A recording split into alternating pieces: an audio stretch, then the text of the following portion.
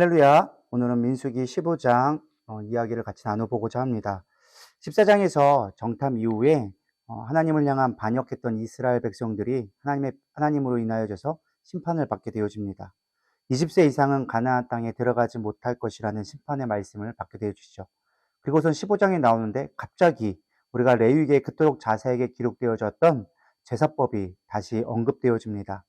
왜 제사 이야기가 갑자기 다시 등장하게 되었을까 좀 살펴보기를 원하는데요. 사실 갑자기 나온 것이 아니라 제사를 드릴 환경이 바뀌었기 때문에 그렇습니다. 레위기에 나온 제사법은 출애굽 이후에 광야에서 주어진 율법이었습니다. 광야에서 이동 생활을 하다 보니 자연적으로 그들에게는 포도주라든지 올리브라든지 기름, 밀가루 같이 농사를 지어야 드릴 수 있는 제물을 드릴 수가 없게 되어졌습니다. 근데 2절에 보면 내가 주어 살게 할 땅에 들어가서 라는 조건을 하나님께서 말씀해 주십니다. 지금 당장 드리는 것이 아니라 너희들이 들어가서 이제 농사를 지어서 재배하게 되어지면 그것까지도 드려라 라고 말씀하신 것이죠. 언뜻 생각하면 하나님은 받는 것을 참 좋아하신다 라고 생각할 수 있습니다. 이미 레위기에서 제사법마다 드리는 제사에 드리는 제물을 자세히 알려주었는데 거기에 추가로 농사 짓는 것까지 드리라고 하는 거 보면 하나님은 욕심쟁이가 아닌가라는 생각을 하게 되어지죠. 근데 하나님은 우리에게 무엇을 받고자 하는 것이 아니라 그 드림으로 말미암아 하나님이 베푸신 은혜를 생각해 보기 원하신다라는 것입니다. 지금 없는데 드리라는 것이 아닙니다. 하나님이 베푸신 것으로 인하여져서 드려라라는 것입니다. 광야에서 이제 약속의 땅에 들어가서 삶의 양식이 바뀌고 추수할 것들을 얻게 되어질 터인데 그럴 때 하나님이 베풀어 주신 은혜를 기억하라는 것이죠.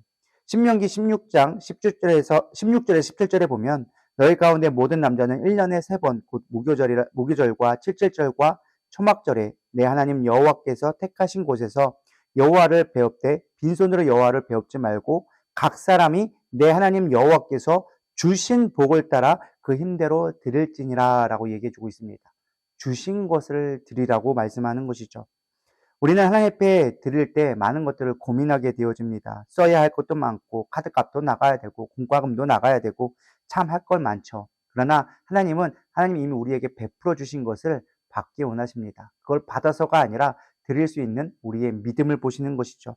오늘 질문이 이렇게 나와져 있습니다. 바른 예배를 위해 내가 기억해야 할 말씀은 무엇인가요? 라고 질문하였는데요.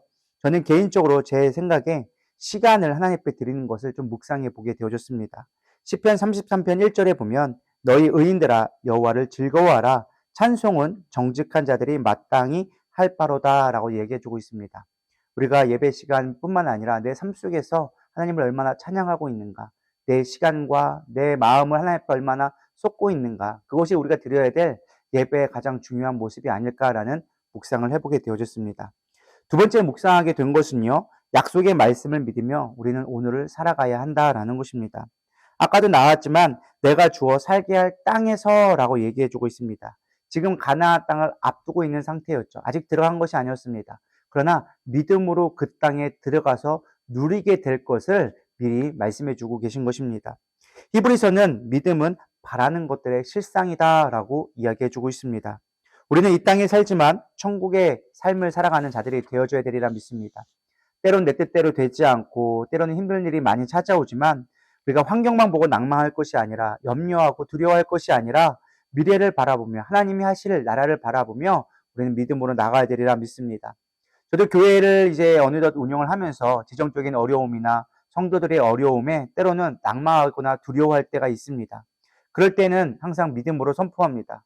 어차피 내가 염려한다고 해서 그 문제가 해결되는 것도 아닌데 주님 도와주세요. 주님을 의지합니다. 신뢰합니다. 고백하고 기도하기 시작하면 놀랍게도 정말 될 수 없는데도 불구하고 채워지는 것들을 보고 길을 여시는 것을 보게 되어집니다.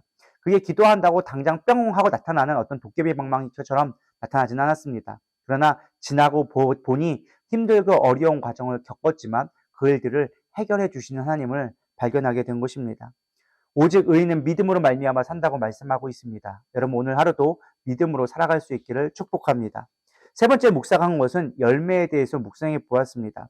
여기 보면은 번제와 서원제, 낙헌제, 소제, 전제에 대한 규례들을 이야기해주고 있습니다. 그리고 그 제사에 따른 들어가는 어린 양과 순양과 숫송아지들의 제물의 크기에 따라서 밀가루나 기름, 포도주의 비율을 다르게 가르쳐주고 있습니다. 즉 재물이 커지면 커질수록 들여지는 전제물들도 커져야 한다라는 것이죠. 즉 재물의 양에 따라서 그 열매도 증가되는 것입니다. 또한 20절에 보면은 첫 열매에 대한 거제 드림을 이야기해주고 있고요.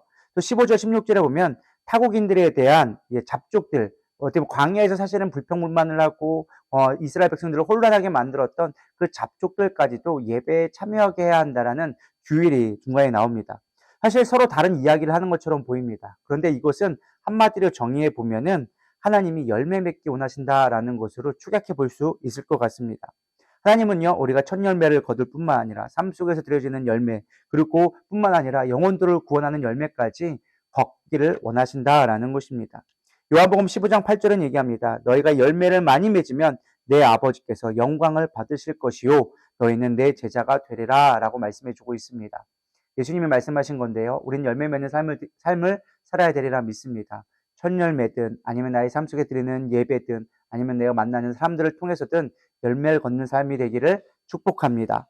마지막 질문이 이것이었습니다. 내가 하나님 앞에 감사함으로 드릴 첫 열매는 무엇인가요? 질문하고 있는데요. 흔히들 많은 사람들이 첫 열매 하면 월급만 많이 생각하는 것 같습니다. 물론 첫 월급을 하나님 앞에 드리는 것도 귀한 일이겠지요.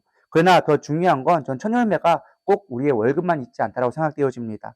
예를 들면 학생들은 열심히 공부해서 좋은 시험 성적을 얻는 것도 좋은 열매가 될 수 있고, 혹은 내가 중요한 사람들을 만남으로 그 사람을 영혼 구원하는 것도 첫 열매가 될 수 있을 거라 생각되어집니다. 중요한 건 내가 하나님 앞에서 주신 것들을 기억하며 하나님 앞에 돌려드릴 수 있는 것, 하나님 앞에 감사할 수 있는 게 무엇보다 중요하리라 생각되어집니다.